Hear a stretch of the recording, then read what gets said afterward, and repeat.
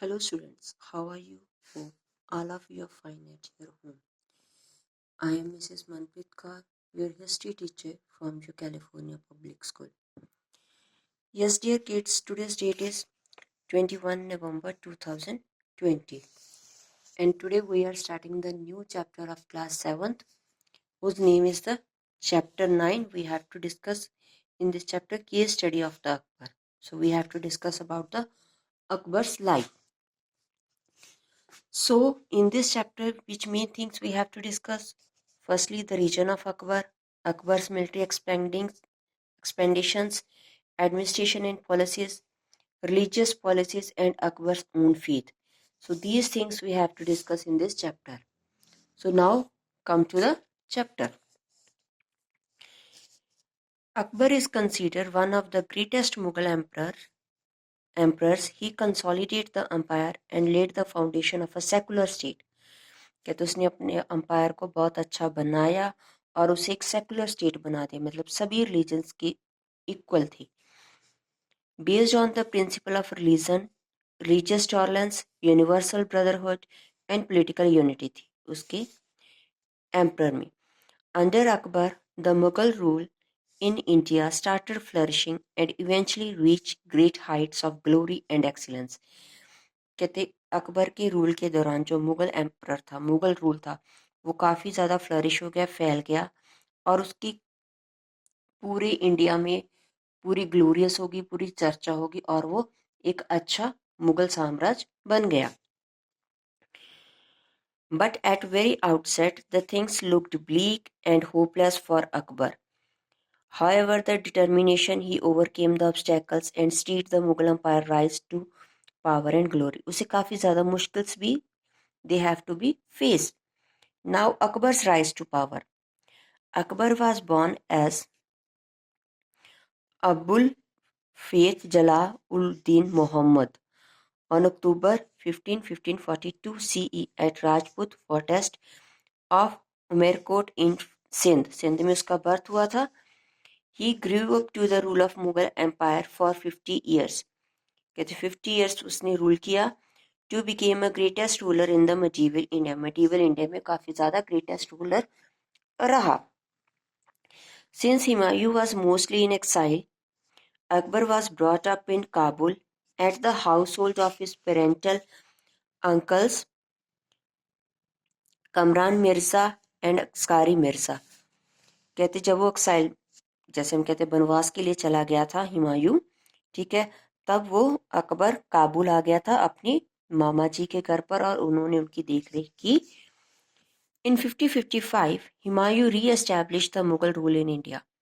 5055 में हुमायूं ने फिर से मुगल का थ्रोन, दिल्ली सल्तनत का थ्रोन अपने अंडर कर लिया था. And unfortunately, within a few months into his rule, he fell from his step of his library and died. In 1556 में उसकी डेथ हो गई थी अपनी ही लाइब्रेरी के स्टेयर में से गिरने के कारण. Akbar was proclaimed the Mughal emperor at the age of 14 years on 14th Feb 1556. कहते उसने 14 years में मुगल एम्परर के थ्रोन को के ऊपर बैठ गया था.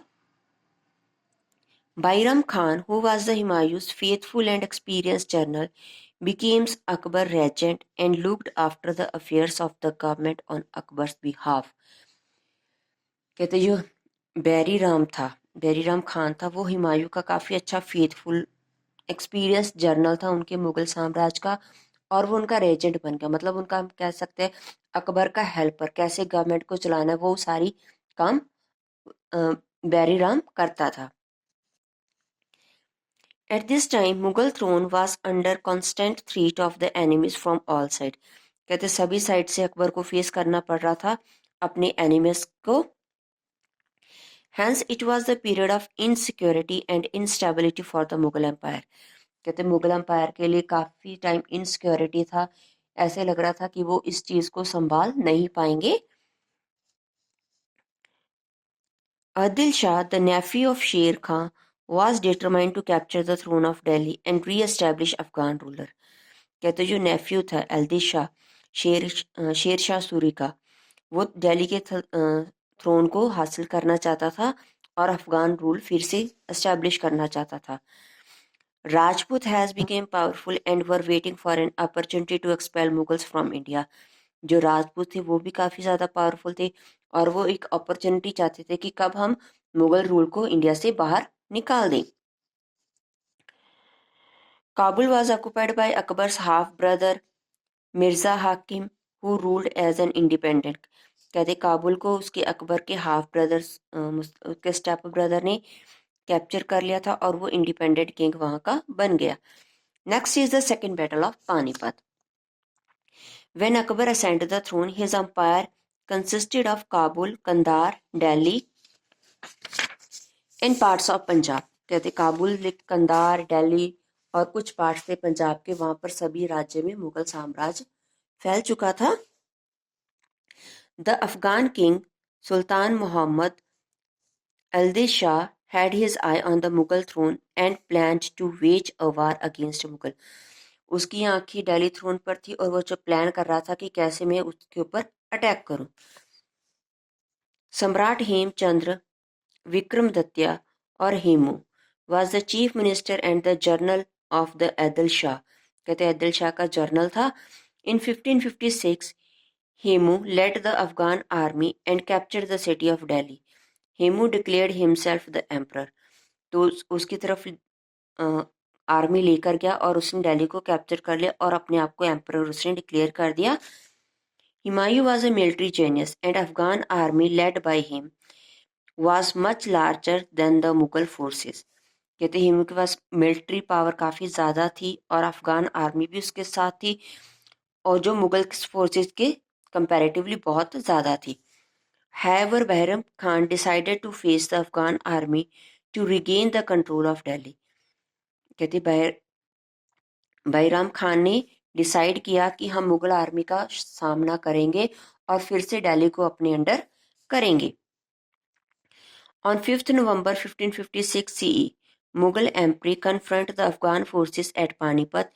In spite of a smaller army, Bahram Khan was able to defeat the Afghan forces and capture Hemu, who was the later executed।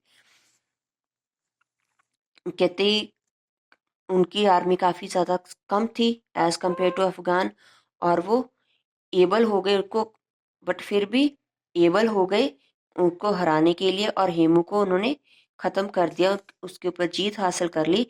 This establish the victory of Mughals and eliminated a major threat of the Akbar's rule. इससे जो Mughal emperor की काफ़ी ज़्यादा जीत हुई और जो main मुश्किल थी अफगान रूलर्स की वो उनके रास्ते से चली गई। So next is the Akbar's conquest. Akbar की कौन कौन सी जीतें हैं। Bairam Khan the Akbar's regent conquered Gwalior, Ajmer, Jaipur. ये तीनों चीज़ों के ऊपर उन्होंने जीत हासिल की। Akbar soon rose out the shadow of his regent. In 1560, the age of 18, Akbar decided to take charge of the state affairs and discreetly ended to the regency of the Bairam Khan. कहते 18 ईयर्स में अकबर ने सोच लिया कि सारा चार्ज मैं अपने under कर लिया, मुझे अब किसी की ज़रूरत नहीं है। His region was marked for by a long period and empire building and political consolidation। सभी के बीच में उसने प्रॉपर से तालमेल बनाया, सभी को एक दूसरे के साथ जोड़ा और प्रॉपर अपने एम्पायर को उसने बिल्ट किया। In the next 40 years, Akbar established an empire and stretched from Hindu Kush mountain in the west to the Brahmaputra in the east and from the Himalayas in the north to the Godavari in the south। कहते यहाँ तक next 40 years में उसने अपना Mughal empire इतना establish कर लिया था।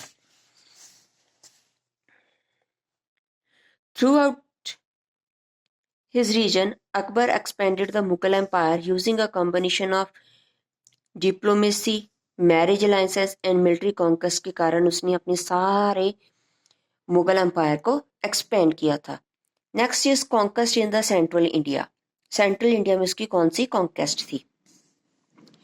After conquer Malwa in 1561, Gondwana in 1564, Gujarat was annexed in 1572, Akbar was occupied the prosperous region of Bengal in 1576।